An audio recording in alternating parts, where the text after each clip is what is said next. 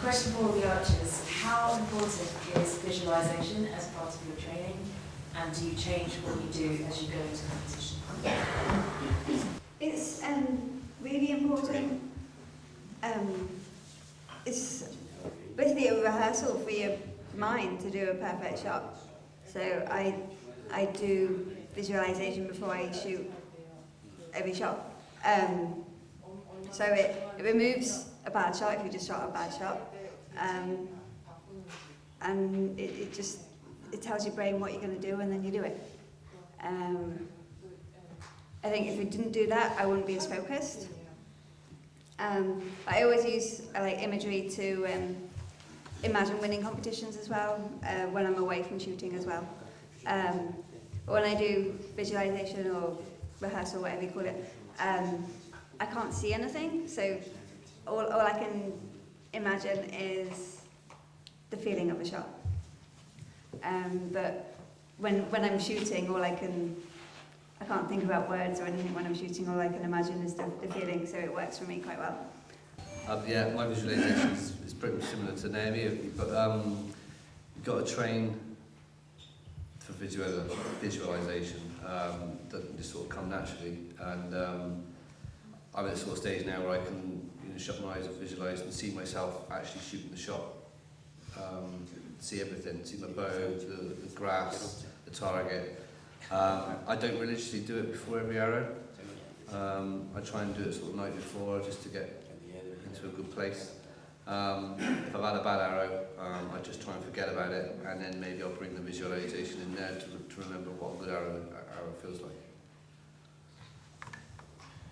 Mental rehearsal for me has been a very big part of my preparation since about the middle of last year. I hadn't really used it at all before then. I found it incredibly useful in the same way that a singer or a dancer will rehearse for performance. I find that it very much helps me prepare for a specific date when I have to perform. I don't think I would have performed as well at the European Championships as I did without it, and I feel if I'd used it more effectively, it could have helped me a lot more in Rio. I just didn't manage to do it as much going into Rio. I also then, similar to these two, I do it just before the shot, because basically if you think of something, you're more likely to do it. In that if you carry a cup of coffee and someone says don't drop the cup of coffee, you think about dropping the cup of coffee and then you do it. It's a very, very useful tool. He answered like that. Something he is very strange question is that means the question is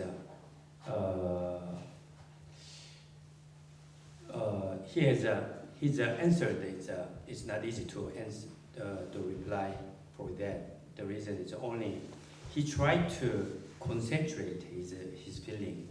He has a routine. But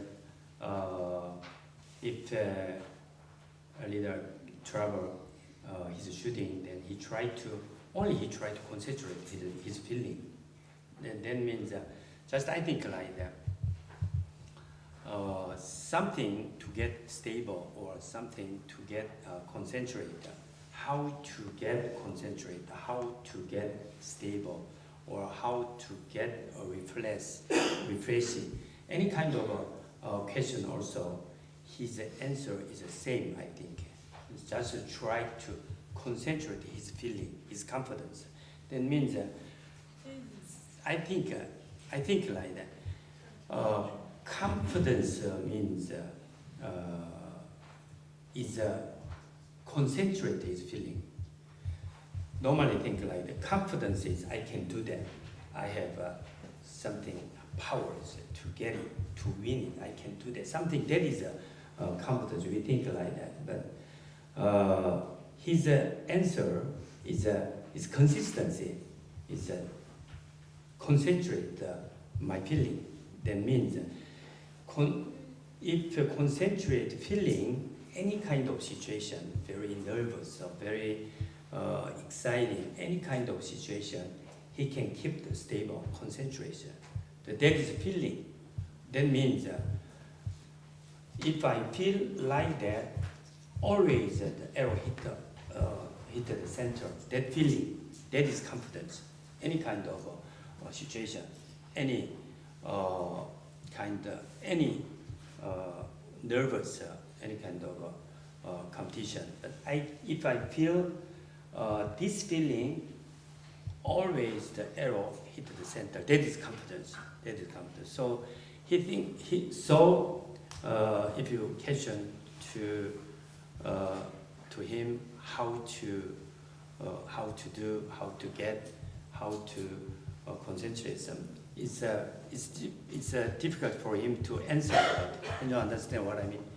Any kind of situation, just try to feel his feeling. That is his answer. Yeah.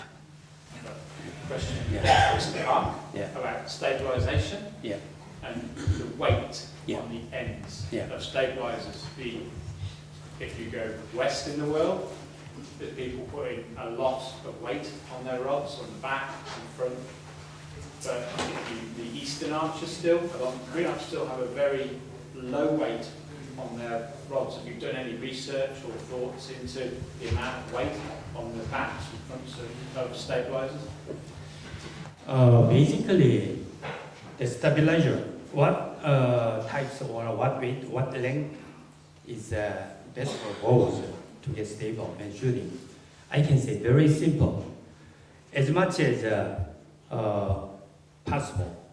So now is the stabilizer is 3 stabilizer, but you can get 5 stabilizer, 6 stabilizer, 8 stabilizer. Much more is better to get stable on the bows. And weight also, as heavier as possible, is better to get stable for the bows. But too heavy, too much, is get easy to hurt the shooting forms. It's damage or it's to get unstable to shooting. So you have to take the weight or stabilizer. You have to decide the proper stabilizer to keep your proper shooting forms, and as much as heavier as possible. That is basic. And front side or rear side is like this. It depends on your shooting feelings. So even there is many stabilizer, front side, rear side, but the bow center of weight is here. If you take more rear stabilizer, then center of weight is going backside. If you get more weight in the front side, then the center of weight is going like this. Just if you get upper side, then the weight of the center of weight is going up and going down, just like that. What is the difference between going up and down and front side, rear side? The difference is very simple. The reason, if the center of weight is going down or rear side, then you can feel the more stable when drawing. But shooting is not so not so fast. Is the bow fly very slow. If the center of weight is real.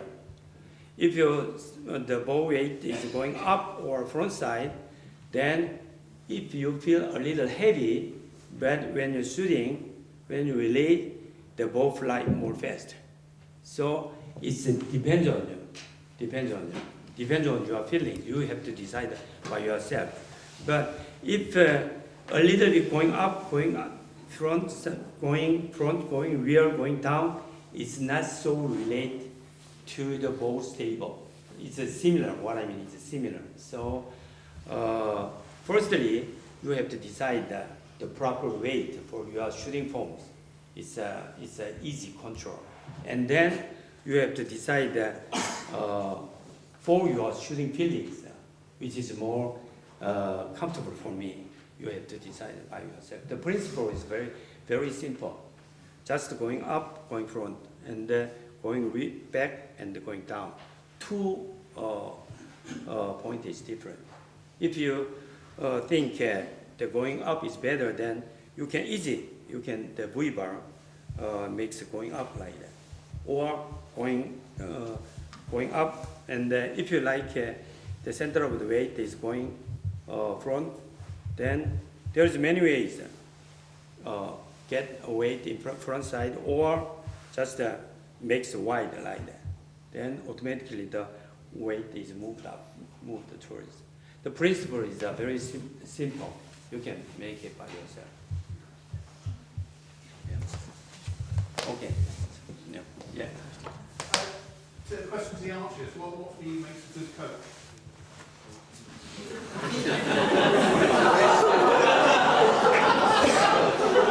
What makes for good coaching?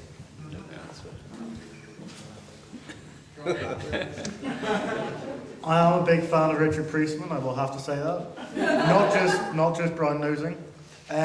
Experience, versatility, knowing the right way to speak to you when you're on the line, so that comes by developing a relationship between the two of you. Technique, a lot of technique knowledge and the ability, with the versatility, to adapt that to a variety of shooting styles so that you can get anybody to improve or work around any particular problem and maybe go a circuitous route to get to fix a problem or improve technique. Equipment knowledge is quite useful as well, and being able to tune a bow, set up with that. But it does very much vary person to person. Some people like a coach to stand behind them and give feedback on every shot. Some people prefer to just be left and shoot. And then the same goes to competition. Some people like a lot of feedback. Some people like a lot of interaction, some not. So there's a lot of personal preference about it. I think one thing that coaches can easily forget is that they don't always have to talk. So someone who knows the balance of when they need to coach or when they just need to sit back and watch and just look out for anything, but you don't actually have to intervene. 우리가 소통을 해야 되는 거고요. 그리고 이제 그 지도자분 갖고 있는 기술을 이제 다 습득하기보다는 이제 서로 상의를 하고 저한테 맞는 게 있을까. 그래서 습득할 건 습득하고 과감하게 버릴 건 버리고. 그냥 소통이 제일 중요한 것 같아요. Most important thing is communication with the archer. So he taught even the best coaches, but cannot understand perfectly by shooting and shooting feelings. So the coaches have to understand the archers' shooting and shooting feelings. At this point, he said. Mr. Park, you very kindly have shown us lots of advances in technology in the manufacture of the bows, and that's happening across all of archery equipment all the time. I'm sure that many people in this room will be eagerly awaiting the new bows when they come out next year and use stabilization. But many club archers frequently change elements of their equipment. They're always looking for the next new sight insert or the next thing in tab development. I wonder if the archers understand here, when you reach the level that you're at, whether you still experiment with new ideas and new technology as it comes out, or whether you prefer to stick with your old favourite trusted tab and the bow that you always use, and actually resist sort of trying new things in terms of technology. No, I personally try everything when it comes out. I look at it first, and I'm an engineer, and if I believe in the product and I investigate the product, and if I believe in it, I will test it and try it first. I definitely don't just sit back with the same old sort of equipment. But if Mr. Park brings that back at the TFA deck, I will shoot it. So that maybe next year. Test everything. I'm normally quite slow to change things and need bullying to get, change something. I shot my point matrix for like 7 or 8 years before I changed to bows. But more recently, because I was a junior back then, and more recently, I have changed my bows a bit more frequently, but that's because Larry's been pushing me like, you gotta try this. So, yeah.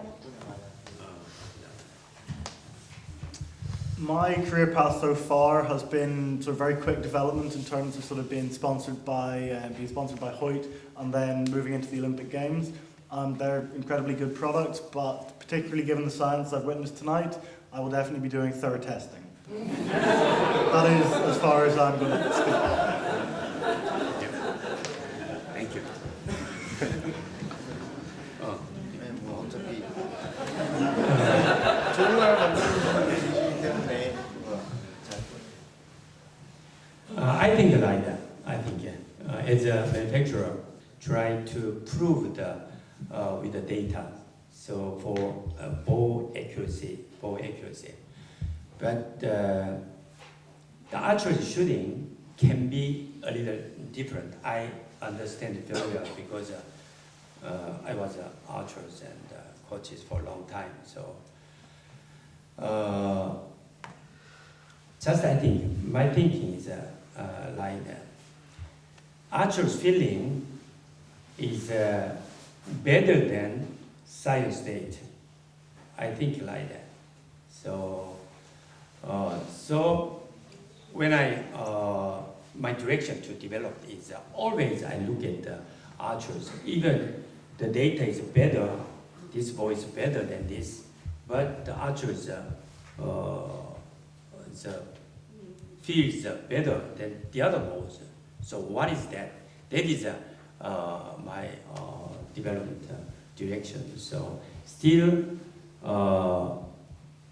it's not perfect. What I mean is, it's not perfect. Archers can be prefer to use the other balls. So still, I have to develop the better. So just I recommend for archers like that. Firstly, have to test it. So actually, this ball is much better than this ball. It's proved by science. But more important is your feelings. So you have to decide by yourself. The reason is like that. Why the feeling is important. Even at the first time I explained about that. Now I try to develop the balls more accuracy and more forgiving. Two kind of things. That is my development direction. To get more forgiving, to get more consistency shooting. Every shooting is the same. Have to shoot the same shooting, same release, and the same aiming. Many kind of things at shooting. So if a feeling is good, then that means you can control the ball more forgiving. You can control ball more accuracy. That is because the people's archers control the balls. So more important is feeling more. But what I want to talk to archers, this ball is a master accuracy in science, in data. So try to adapt your feeling the better ball. If you, that is the best way. That is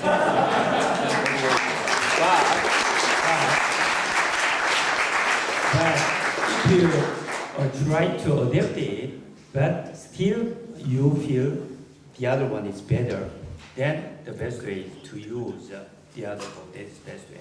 I talk to archers like that. Still, the feeling is more accurate than science. That is my answer. Any more questions then before we wrap it up?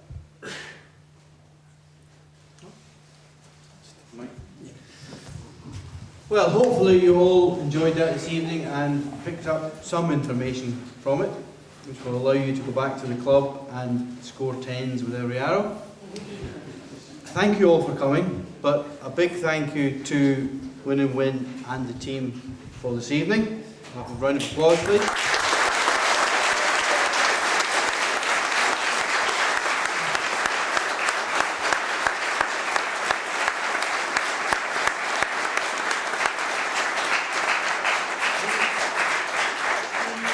events don't happen by themselves, so I'd like to thank my right-hand man, Peter Frost, who's put it all together.